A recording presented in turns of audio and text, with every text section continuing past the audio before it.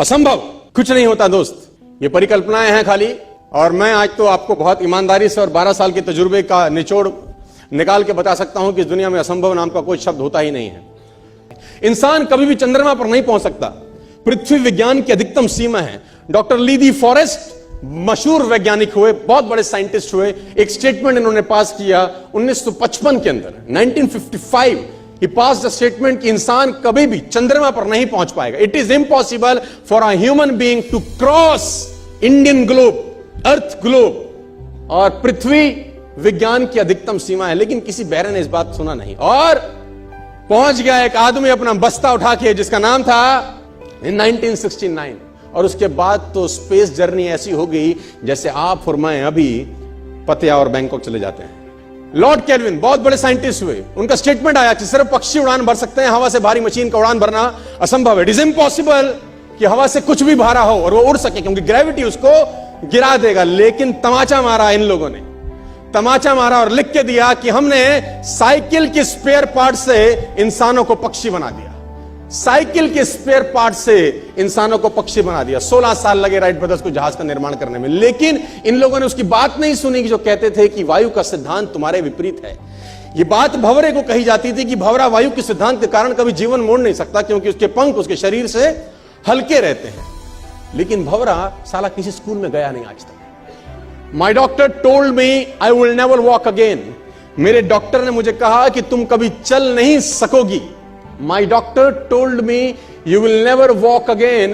My mother told me I would, and I believed my mother rather than doctor. Wilma Rudolph एक ऐसी athlete हुई जिनको polio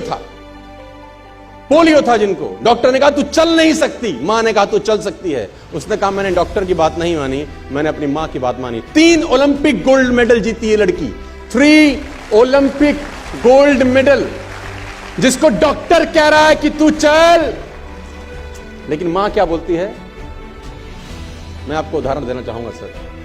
बहुत छोटे थे अल्बर्ट आइंस्टीन, दुनिया के महान वैज्ञानिक में से एक हुए, मंद बुद्धि कहा जाता था। 8 साल के थे, घर पहुंचे, मां को चिट्ठी दिया। When he was 8 years old, came to his home, given letter to his mother. मां को एक चिट्ठी दिया, मां ने वो चिट्ठी पढ़ा। 8 साल के थे और चिट्ठी में प्रिंसिपल का खत था उसकी मां के नाम। प्रिंसिपल ने ये लिख के भेजा कि आपका बच्चा विलक्षण प्रतिभा का धनी है, ग्रेट पावर है इसके अंदर, क्योंकि बहुत बड़े साइंटिस्ट बने, बड़े हो गए। मंद बुद्धि बचपन में समझा जाता था। आपका बच्चा विलक्षण प्रतिभा का धनी है, इसके अंदर असीम संभावनाएं हैं। तो हमारा स्कूल, हमारी मैनेजमेंट, हमारी फैकल्टी, हमारा टीचर इस लायक नहीं है कि हम आपके बच्चे को अच्छी शिक्षा दे सकें। तो it's better for you to take care of your son. आप अपने बच्चों को अपने घर में पढ़ाइए, हम लायक नहीं है कि आपके बच्चे को पढ़ा सके। और उसकी मां ने पढ़ते पढ़ते आंखों में आंसू ले आई और उसने बच्चे को कहा कल से तो स्कूल नहीं जाएगा, मैं तेरी परवरिश घर पे करूं, क्योंकि तेरा टीचर तुझे इस लायक नहीं समझता। मतलब वो अपने आप को इस लायक नहीं समझते। बच्चा खुश हुआ, मोटिवेट हो गया और लग गया। उसकी मां का निधन हो गया और अल्बर्ट आइंस्टीन बहुत बड़े साइंटिस्ट हो गए। अल्बर्ट आइंस्टीन जब बहुत बड़े साइंटिस्ट हुए तो मकान शिफ्ट कर रहे थे अपना, और जीवन का सच्ची घटना वो अपनी ऑटोबायोग्राफी में लिखते हैं कि जब मैं मकान शिफ्ट कर रहा था तो एक ड्रॉस के अंदर मुझे वो व्हाइट कलर का पेपर फोल्डेड अवस्था में मिला।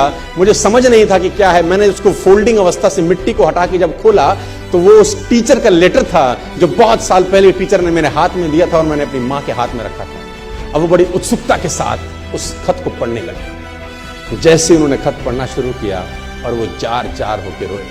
उसमें लिखा था कि तुम्हारा बच्चा मंदबुद्धि है, ये हमारे स्कूल के लायक नहीं है, इसको आज के बाद हमारे स्कूल में मत भेजना, इसकी परवरिश खुद किया। मां ने उल्टा पड़ा कि नहीं, ऐसा नहीं है, तू सब कुछ कर सकता है, तेरे हाथ पास पावर है, तेरे में प्रतिभा है, यू कैन डू वंडर्स। दोस्तों, इस दुनिया में किसी की बात मत सुनना। नेवर एवर बिलीव एनीबॉडी कि जो तुमको बोले कि तू नहीं कर सकता, कान पे मारना, बोला साले तू नहीं कर सकता, हम करेंगे।